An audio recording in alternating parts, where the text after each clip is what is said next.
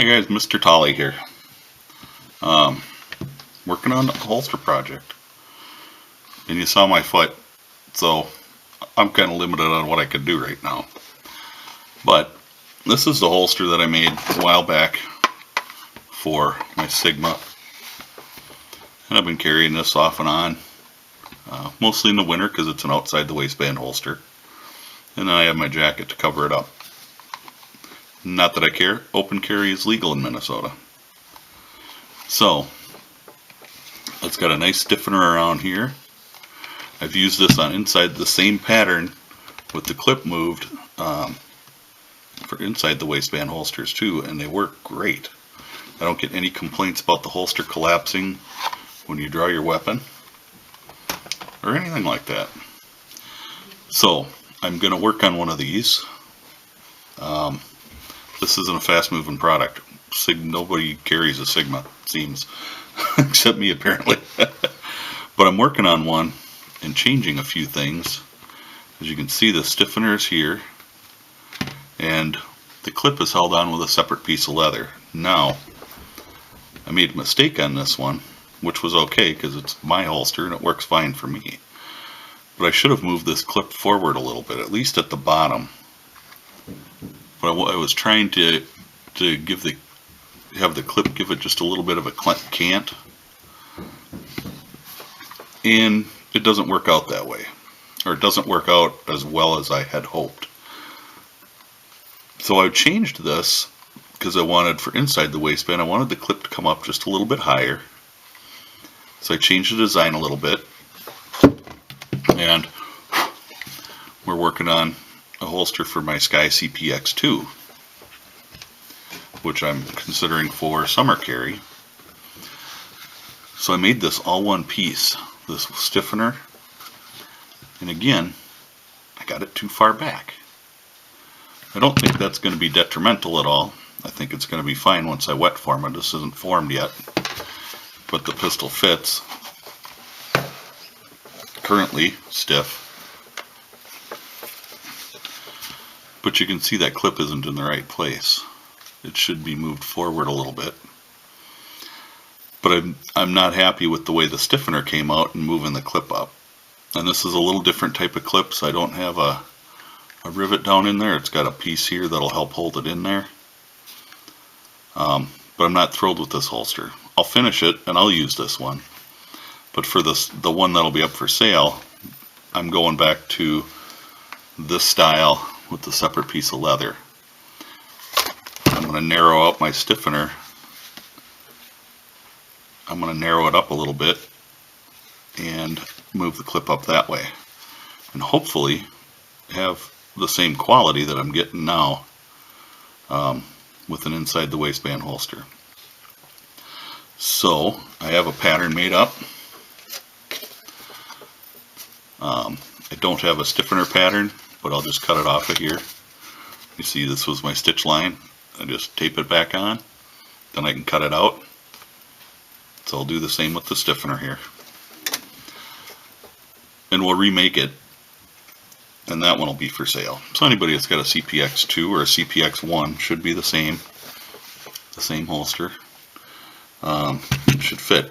You got plenty of room with your fingers in the holster to grab your firearm and draw it out. Remember, this hasn't been formed yet, so everything's a little stiff.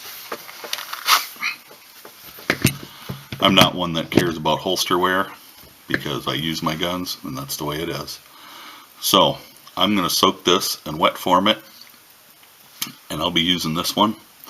But we're going to move on, and I'll show you a few tricks that I'm figuring I'm going to use to make this work out and work out nicely. I've done it on other holsters and it seems to work out okay for me.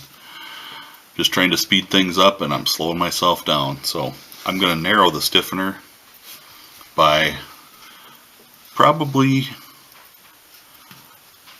I'm thinking probably by about 3/8 of an inch. Can you see that? I'll cut it back about 3/8 of an inch. Maybe half an inch. We're not sure yet. I want to have, currently it's about 1 3/8 inches. I'd like to have it to keep it an inch, so I'd take 3/8 off it. I may go down to 3/4 of an inch, because once it's wet formed, it holds its shape pretty well. This is, you know, even where it's single leather, it's still pretty rigid. And this has been a phenomenal holster, by the way. I love it. So I keep this in the holster whenever I can because it is loaded. Anyway, I'm going to form this one. I'll get back with you, and we'll go cut leather on my cutting table. Be back shortly. I opted not to take you to my cutting table, and now I'm just cutting all the straight lines that I can.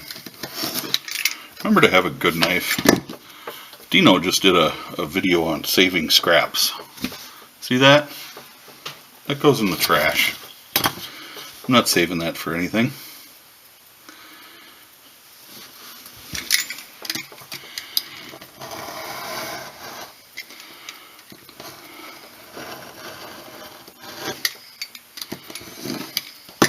Same with that piece. It's not going to do me any good for anything.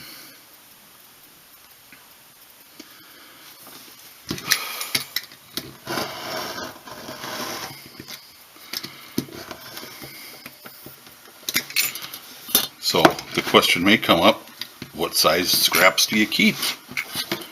Well, anything, this is big enough to make my stiffener out of, or make a strap. You know, it's probably 2.5, 2.25 inches wide. It's right here. It's about 2.25 inches wide. So I've cut out, I've drawn on my stiffener too, and I'll make that out of this. Other than that, then whatever's left, as long as it's at least an inch wide. I like to make straps, whenever I make a strap, I'll make it an inch wide, at least. There again, depends on the purpose. This piece is not big enough for me to get a strap for anything out of. Maybe a ferro rod loop, but I usually use a little lighter leather for that. I'll hang on to it for now. This piece, useless. The rest of this is curves. And this, we'll just go lay our ruler up here.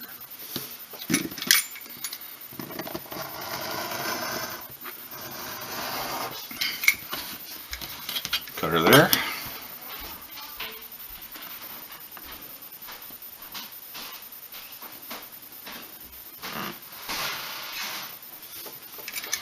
Cut the bottom.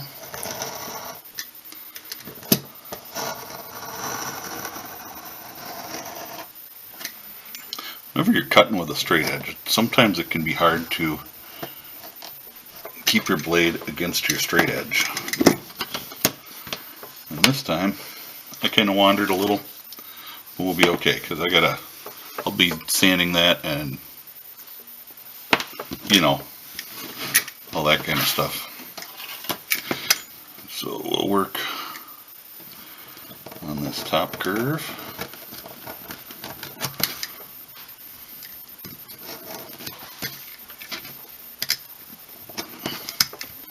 And these will get refined. This curve will need to be done. The top one will get refined a little when we glue it onto the main holster body. So, because we'll sand those together.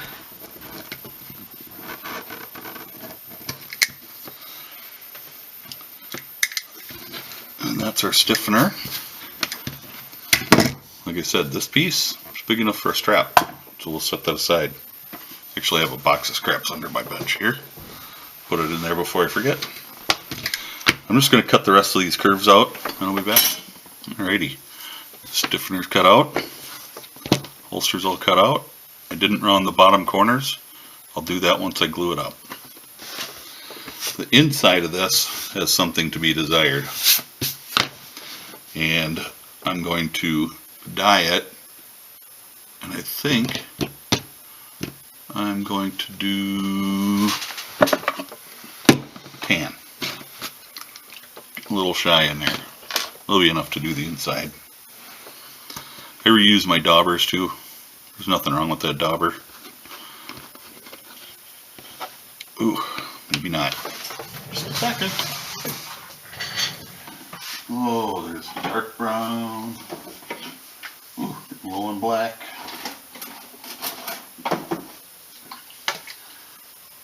There's tan.